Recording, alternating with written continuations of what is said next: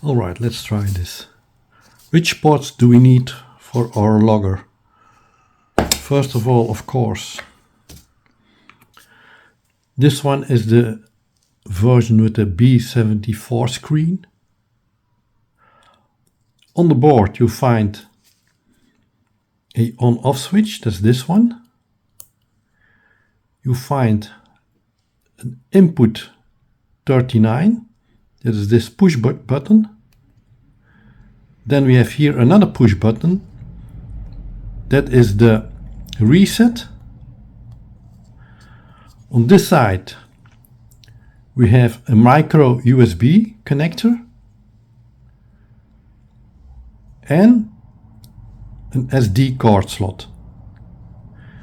What you see here is the Wi-Fi antenna.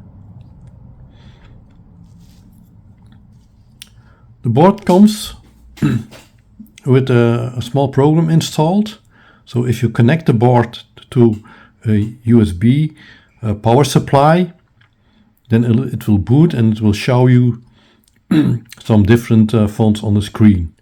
And also if you put an SD card in it, it will detect this card and it will give you the memory on the SD card.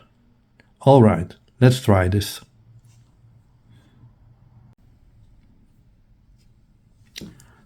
I have here a small micro SD card from 4 gigabytes. And this goes here into the slot.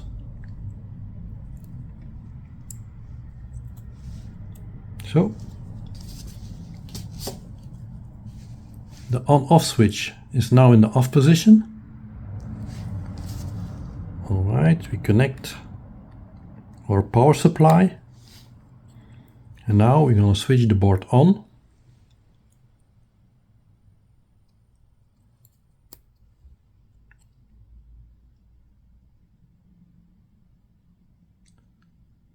It did detect the micro SD card. It gives free memory 3.75.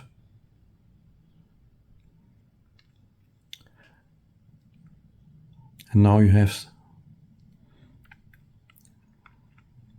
some different patterns, some font that will show up.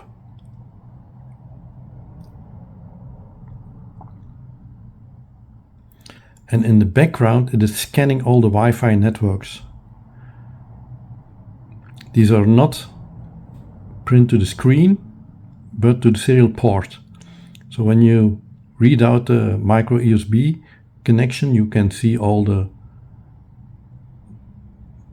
Wi-Fi networks that are found. If you disconnect now, here, then that's typical for an e-paper. The screen is just kept in the position that it was. This will not disappear, this will stay on forever.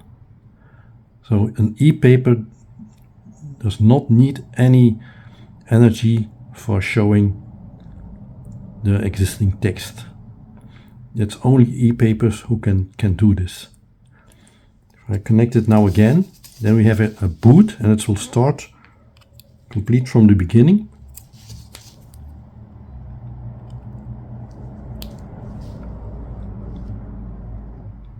Now it will boot again. No SD card anymore, and back to the start screen.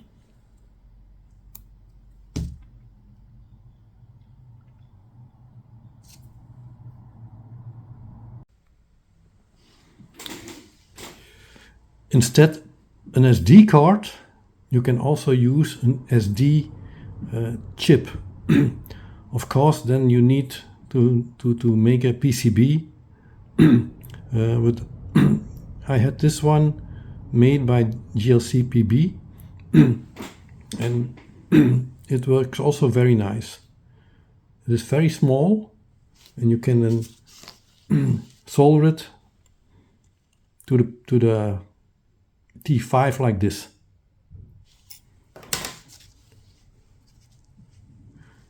This well, it's only 100 28 megabytes of memory, but that's more than enough. That gives you something like 70 hours of logging. The GPS module that we use is a Betian brand.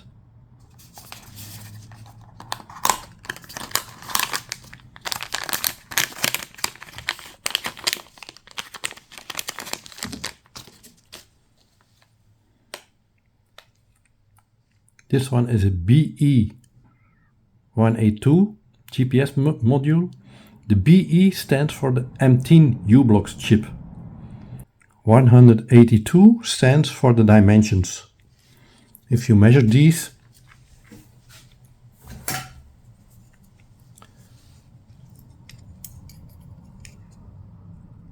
you will see that we have here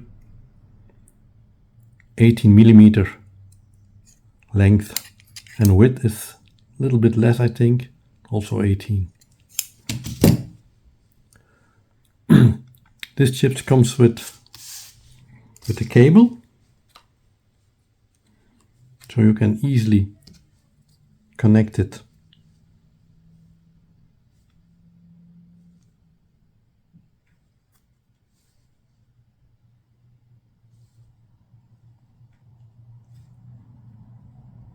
So,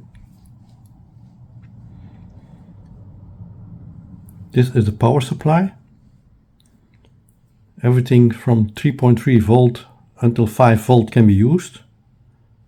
Ground wire, and then the serial connection RX and TX.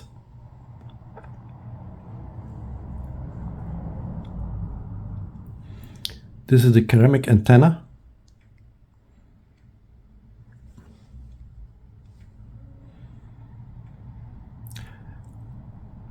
On this module we have two LEDs.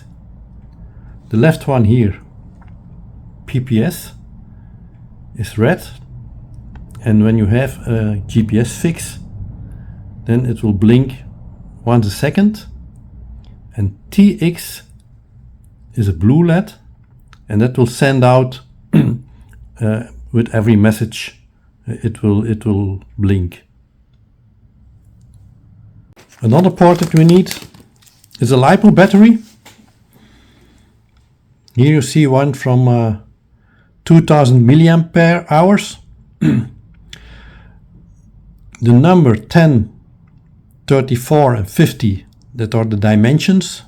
So thickness here is 10 millimeter, then the width is 34, and the length is 50 millimeters.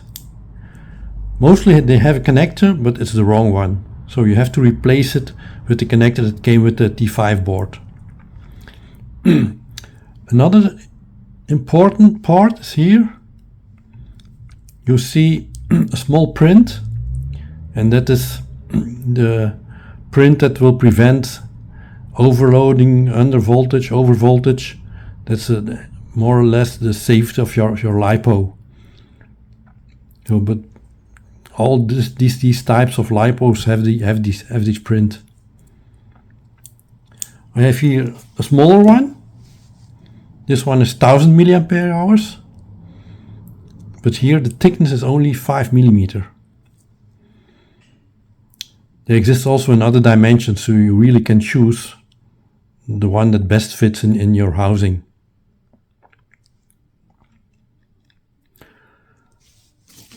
With a LiPo from 2000 milliampere hours, you have a battery life of about 15 to 20 hours.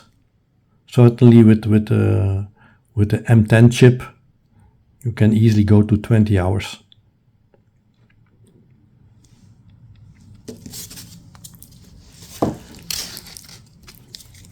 Most easy to replace the connector is cut the wires and solder then the T5 connector to the wires, and then with a little bit protection it will work.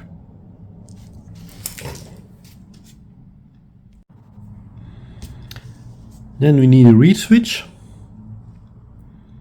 This here's one out of glass, and this is a switch which will react to a magnetic field. They come in different sizes, different forms. So this one is a plastic one. It's a little bit more robust because the glass bulb cannot, of course, easily break. And you even have them also with wires on. This is a wireless charging system, and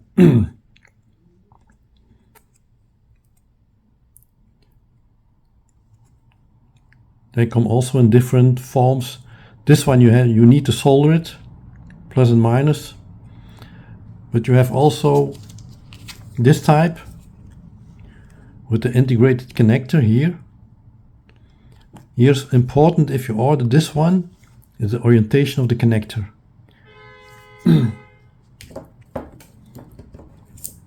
Because the connector will fit in this, so, and then this charging device has a certain orientation. This is the upper side, and that's the sensible side. So you cannot charge this way, you have to charge that way. Therefore, the orientation of the connector is important.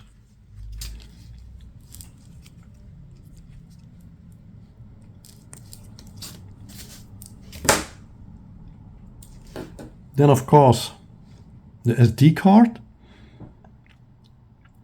You can use all SD cards, but the maximum size is 32 gigabytes.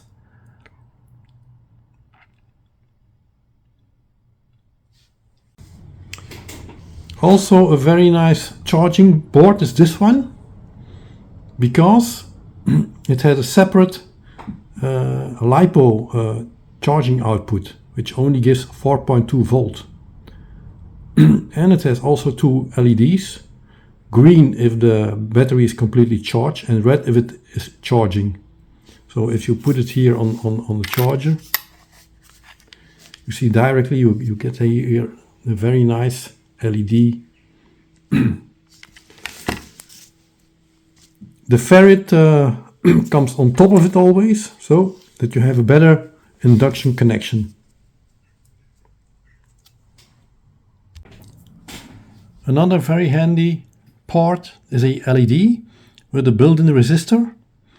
This here is one that's good for 3.3 volt, and you can use it as a simple indication, or the reed switch has switched on or not, or even on other on other functions. Very simple and very effective.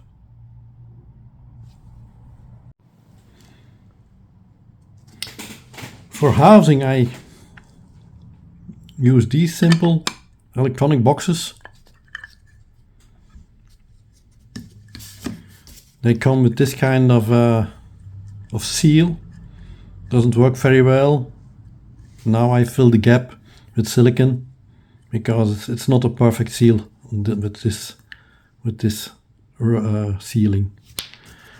They come with these kind of screws, but they are not the best, because they will rust in salt water. So you better order the same size, but then in inox or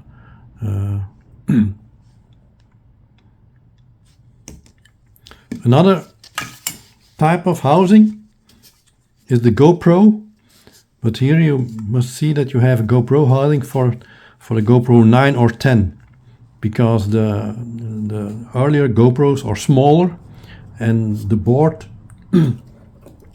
with the SD card has to fit in it. So you see this one fits. It's also cheap and simple solution. Some people make a 3D print house and fill it up with epoxy. It's also another possibility, but more complex. Another option for the housing is a 3D print. This here is one out of PET G, because PLA is not resistant to water, so you need to use other material. This one here is glued on with a small PVC sheet. I had problems to have the 3D print watertight. I have small leaks, but some people can do it, but it's not so easy.